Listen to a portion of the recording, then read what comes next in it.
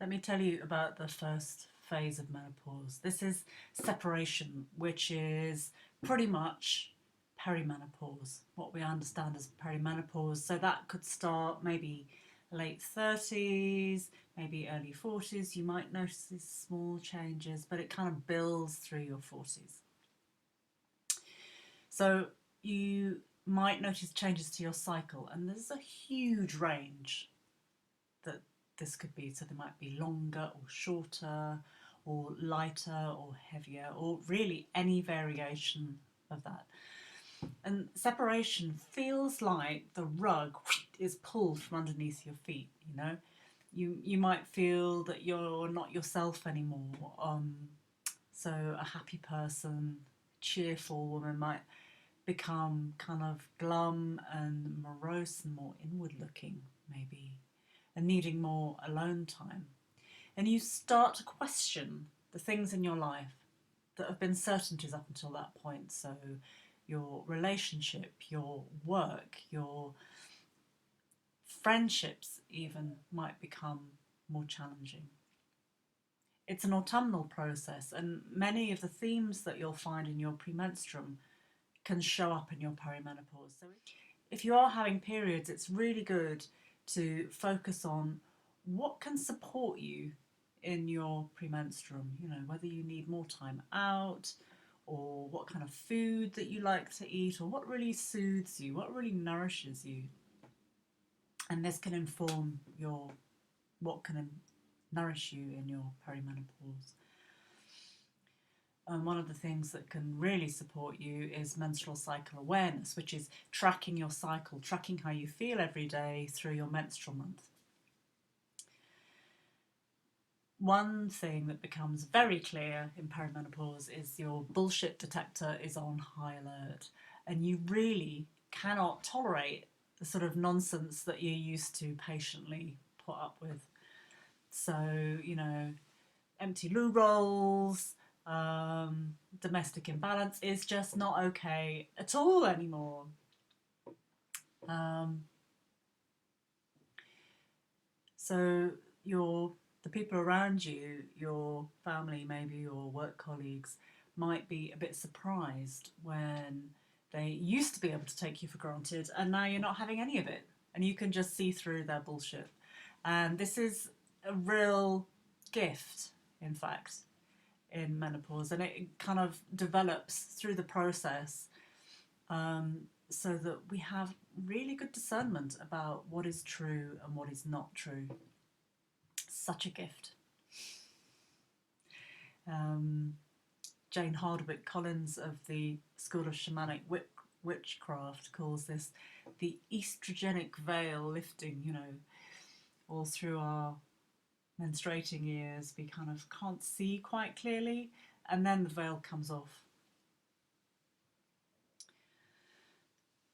So separation is stripping us of the ways that no longer serve us, and it points out what needs to be healed. So what we could sort of jolly along with, we had enough energy to do maybe in our 30s, we don't have the energy to do it now. It gets this coupled with this discernment, it gets very clear what will serve us and what we don't have energy for. Another thing that comes out is that trauma can be re-triggered at this time. Injuries and events from your past life that haven't really healed properly can show up again really loud and clear. And it's frightening, you know, it can be very frightening. But this is really an opportunity to heal. It gives us an opportunity to really close these open wounds so that we can move on. It's a sensitive time, and arriving in menopause when you're already burnt out makes everything much harder. So if you're in your 30s or early 40s, the best thing you can do is look after yourself and look after your stress levels and eat well and exercise well and really look after yourself now, so that you don't end up in your late 40s in the depths of perimenopause in a burnt out state, because that is really debilitating and really hard. Grief is a theme that very often comes up. Grief for children that are not in your life, either because you chose or happened not to have children, or children leaving. Grief of roads untravelled, and grief for the loss of youth as well. That kind of fresh skinned beauty of youth is gone now. And menopausal women have a deep and luscious beauty, but it is different to that. And it's really important that we honour the loss and honour that juiciness, the departure of that juiciness that we used to have. So allowing our grief and giving yourself permission to feel it, to process it, to share it in safe places is a big part of this healing. And there will be rage too, a lot of anger. And I think that very often this is righteous anger.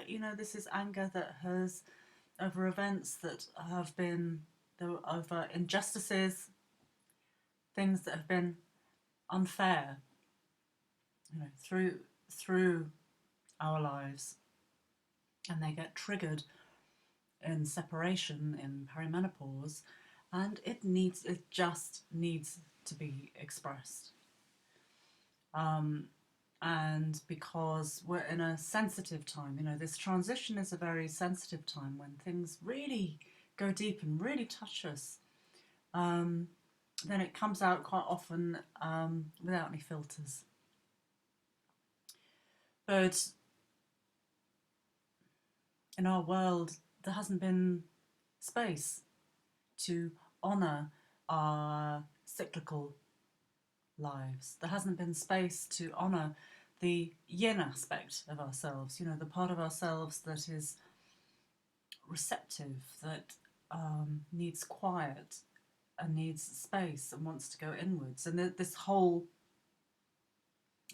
menopausal process is part of a more yin period in our lives, and that is not honoured. What is honoured is the capacity to produce, to do, to keep on, to push through, to just do it, as Nike say. And there isn't space for the yin processes, the autumnal and winter processes. So I would invite you to consider that your rage is justified.